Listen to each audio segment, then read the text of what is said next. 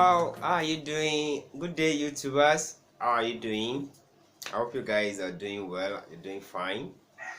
Welcome to my channel, RemTop tutorial. In our class today, we want to treat quadratic equation. First and foremost, we want to use factorization method. That is our focus for today. And I will take you from the expansion. It's expansion that leads to quadratic expression, as well as when it's equals to 0, that's when you have the equal sign, that's when you have quadratic equation. So we're going to take it up a bit by bit like that. Then in the next class, inshallah, probably we're going to talk of other things. Now, if you are new here, subscribe to my channel and like, share with his friends and family, those that know they can benefit from what we're doing in this channel. So let's go to class. Now let's look at this two brackets on the board here. This is the end product of quadratic expression. Okay, that's why I want us to do the revision recap quickly. Then we now go to what the quadratic expression is all about and how to use factorization, how to use factor method in solving it. Now let's look at it. Let's expand it. The question asks us to expand. We remember how to expand. X will multiply the two ends here, and 2 will multiply the two ends here, isn't it? So we have x times x, that is x squared, plus 5x, that's minus 5x, plus 2x, then minus times plus, that's minus, that's 10. So we're going to have x squared minus 3x minus 10. This is what we call quadratic expression. It's what we call what? Quadratic expression. Quadratic expression. Do you see it now? That's why I want us to start from that end, so we can understand the concept of what quadratic expression is. And when they ask us to factorize it, we must know the end product. So here is the end product of this one. This one is the one that leads to this, and when you expand this, you're going to get this. And this is what we call quadratic expression. What is quadratic expression? That is an equation. That is an expression that has 2 as the highest power. Okay? The expression that has 2 as the highest power of the unknown. And you see the unknown here, it carries raised to power 2. Highest power of 2 in the unknown. Anytime you have something like that, that's what we call quadratic expression. I hope that one is very clear. Fine. I just want to recap that one, don't forget. Then we are moving to the real equation now. Now let me clean the board. Let me go to the example that I want us to do. Don't forget, today we are going to factorization method in solving quadratic equation. Okay, now let's look at this example. Factorize this expression. So what expression? X squared plus 2x minus 15. So they want us to factorize that one. Don't forget, I told you, anytime we have the highest power of 2 in our unknown, that's what we call quadratic expression. Do you get that? Now let's look at it now. The first step that we're going to do is, they've given us this one. They want us to take it to the two brackets that we started earlier with. You remember that one? Now let's go to the first step. Our first step will now be, we write the question back as we have it there, plus 2x minus 15 is equals to the two ends product that we have earlier, the two brackets that will give us the result. Let's put it down like that. That's the first thing. And what do we have in the unknown here? X. Our unknown is x. Let's split it there. So we have our 1x here, x squared. That is x squared, that is 2x. So, and x here. So you split whatever they gave you as the unknown, you split it in the brackets. Do you get that? You split it in the brackets, in the two brackets respectively.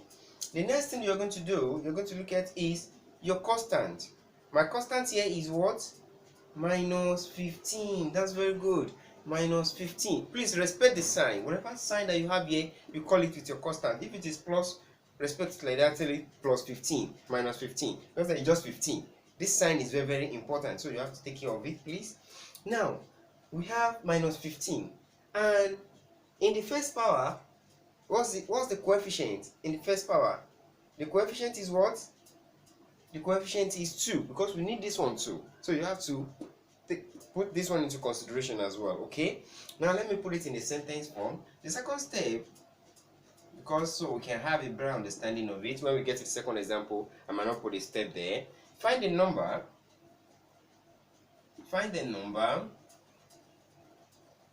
such that their products,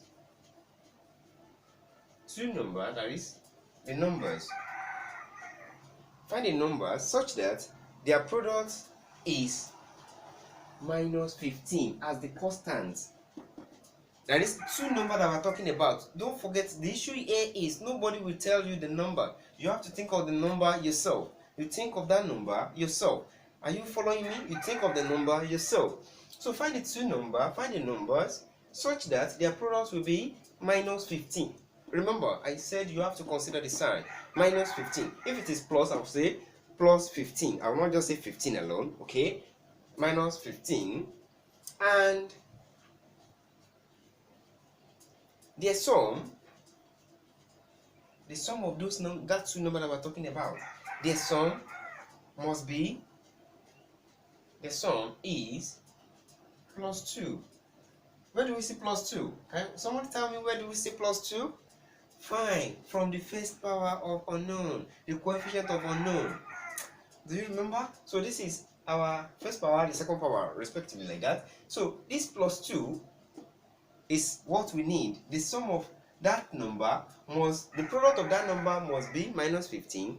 The sum of that number must be plus 2.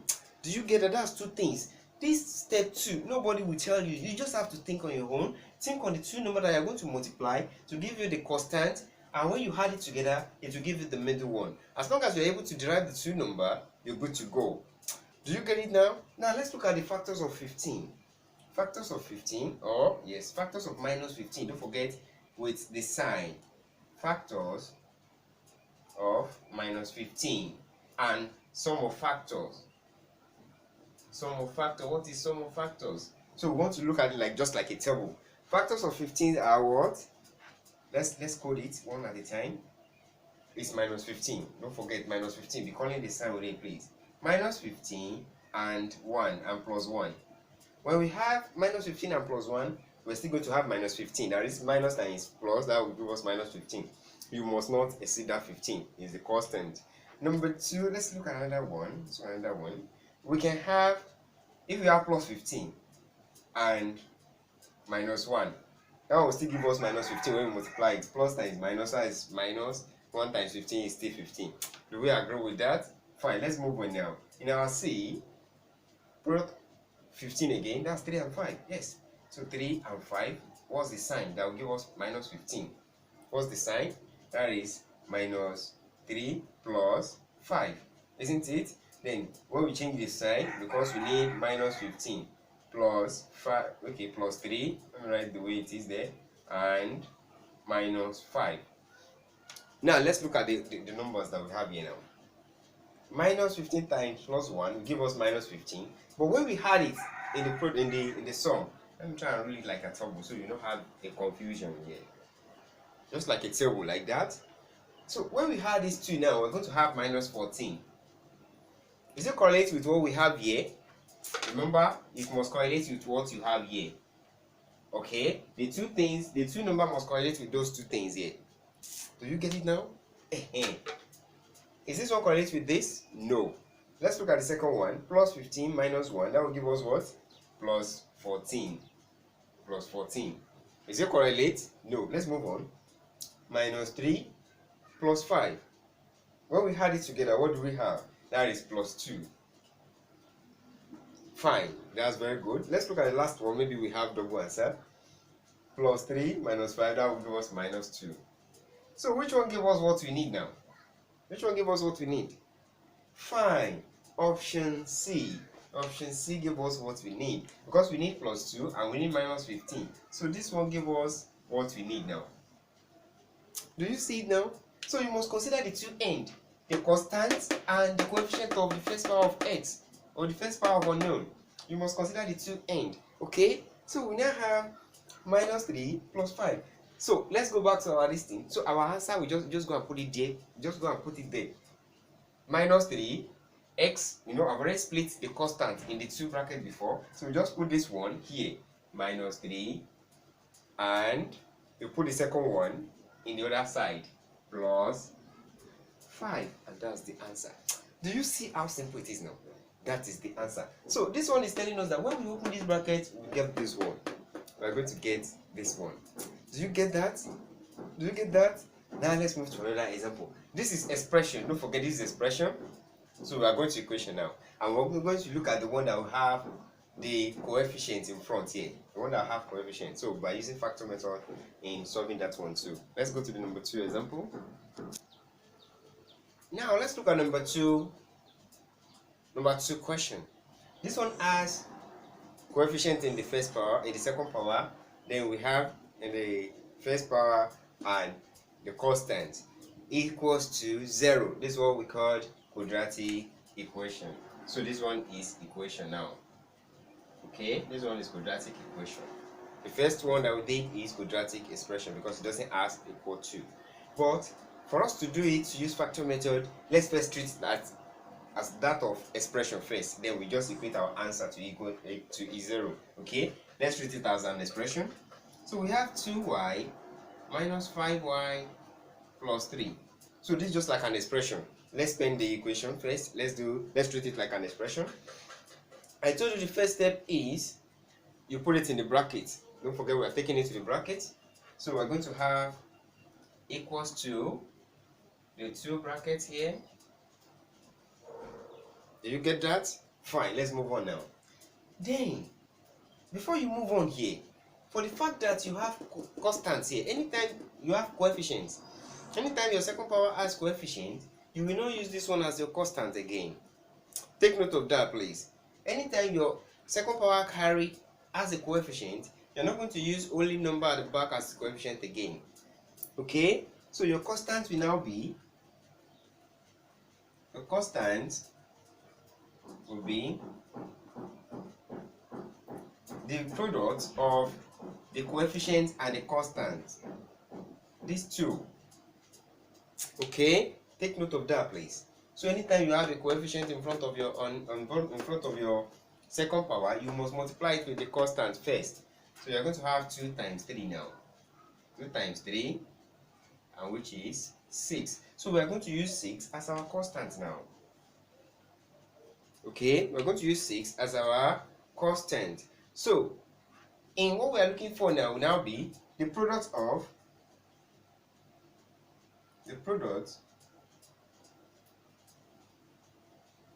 numbers that will give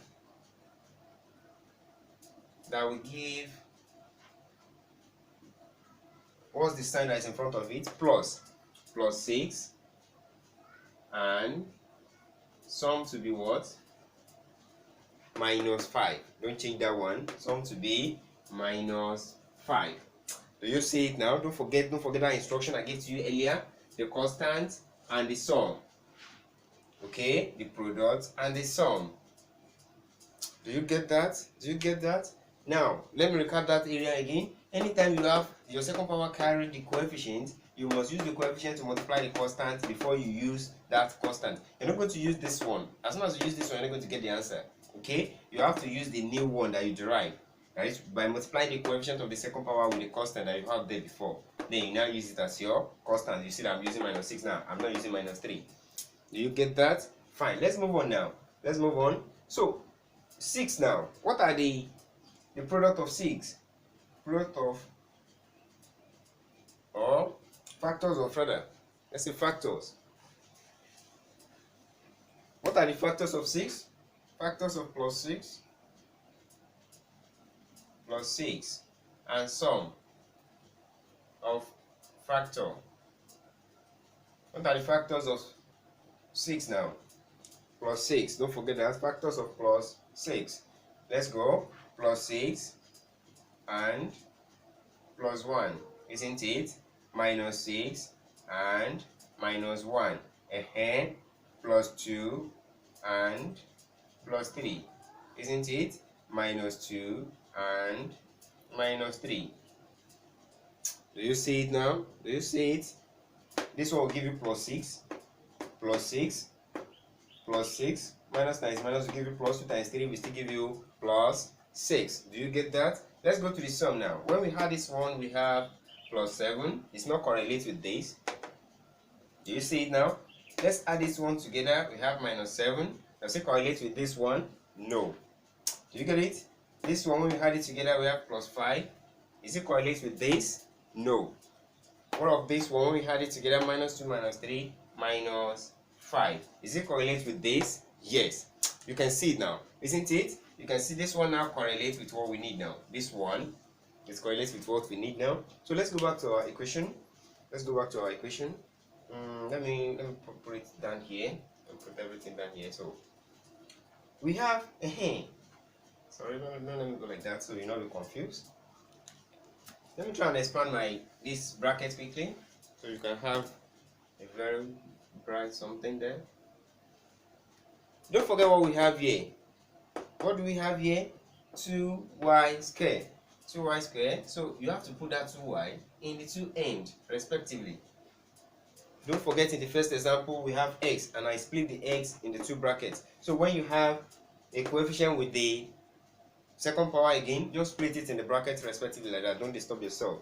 So which one rhyme with what we need? Plus 6 minus 5. This one is the one that rhyme with it. So let's go and put it there. So this one will now be minus 2 and minus 3. Do you see it now? Minus 2, minus 3. Okay, shall we continue? Fine. So now let me rule now, so I can now rule and move on here. Let me rule it down so we can manage our board there. We now have these two now. What next is for you to reduce anyone that you can reduce. If you have something that is common to the two, you reduce it. So we're now going to have, don't forget it's an equation as well, so you have to respect that. The question gives us an equation. So we have 2y into 2, then 2y minus 3 equals to 0. I take it back to equation. Don't forget I said earlier, we just want to treat it with the expression first, then we now take it back to equation just by putting is equals to 0 there. What can go here? What can go here? You see that we have something that is common in the two here, so you have to divide it. You don't carry it like this, you divide it out quickly so you can have a very good example, very good answer to that. So when we reduce it now, 2 we cancel 2, so we're going to have only y here minus 1. So that's what we're going to use now. We're not going to use 2y technique like that. So we have this 1 minus 3 equals to 0. Do you see it now? Anytime you have the coefficient, after you've already split it, then you get the factor, make sure you cut it to the lowest term, as long as you have something that can go at the same time. The reason why I didn't touch this one is nothing can go in it. That's why I didn't touch it. Do you get that? Now let's move on now. So we're now going to equate this one to 0, equate this one to 0. So we now have y minus 1 is equals to 0. Okay? And in the other side, we have 2y minus 3 is equals to 0. That is, you take this one, you equate it to 0, take this one, equate it to 0. Don't forget it's an equation. Then this one is going to the other side, y is equals to 1. That's one of the answer. And the second answer will now be, let's take it one at a time, 2y is equals to 3, and then y is equals to 3 over 2, which is one odd number 1 over 2, which is the second root of the equation. So the root of this equation will now be y is equals to 1 and y is equals to one odd number 1 over 2. That's the root of that equation. Do you get it now? Don't forget the rule. You have your two brackets. That's the first thing. Then you look at the constant. If it doesn't have the coefficient, you don't need to bother, just use what you have here. If it has the coefficient, you have to multiply the coefficient with this one to get your constant. And you now look at the two numbers that will give the product, will give you the constant, and the sum will give you what you have in the middle. Do you get that? As soon as you're able to do that, you're good to go. Now I want to give you some questions to try on your own. So try this one and I will see you in the next class. Bye.